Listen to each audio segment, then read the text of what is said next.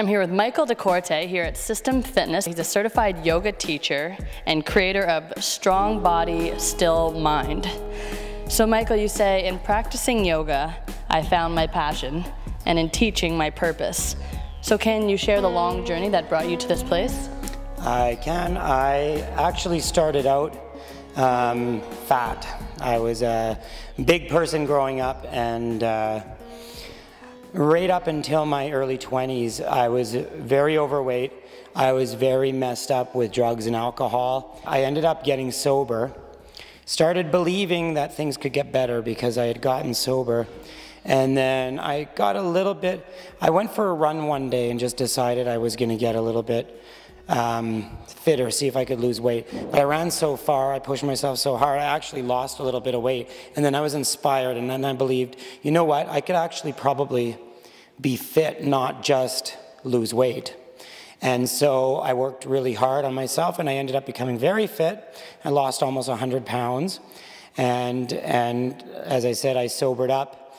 And I started running marathons and bodybuilding. And so I was very fit, but then I also discovered yoga, which was spiritual as well as physical for me. When I decided to just let go of everything that I was pursuing in other areas of my life and focus on the yoga and become a yoga teacher, trusting that if I followed my passion, the money would follow, the success would follow, I decided I was going to teach a class that would be challenging and an advanced class, but accessible to more people like me. So I call it jock yoga.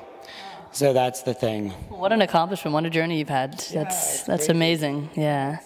And I was going to touch on, you know, doing marathons and bodybuilding, and does yoga sort of release something different? When you ask, say, a traditional practitioner, they do it because adding space to the body, the belief is that you purify the body, which houses the mind, which houses the ego, and because you're purifying the body, you purify the mind, and you start overcoming your ego, and yeah, the body just opens up, your authentic self comes through. Whereas in bodybuilding, whereas in marathon running, you're pushing, you're always moving, you're always really focused. And for me, I go like this when I do a lot of that. Yeah. When I do a lot of yoga, I'm opened up, I'm a lot more relaxed, and yeah. Like your slogan, strong body, still mind. Yeah. Are there a few certain techniques that just apply to jock yoga? What's specific to my class is perseverance, because I think yoga itself isn't just a physical practice, it's a life practice. It's how to live spiritually and better yourself, right? But it's also got the physical component to it. And so my class is more about perseverance. So we hold things for a long time, and it hurts. And we push ourselves further, and it hurts. But we also overcome things, and it makes life easier. When you force yourself to hold those positions, and that's when you sort of get that release sort of in your mind and your thoughts, yeah. And it's only temporary, right? Yeah. And so you take that into your life, and you realize the challenges you go through. You can think back to your yoga practice. Wait a second, this pain isn't going to last forever.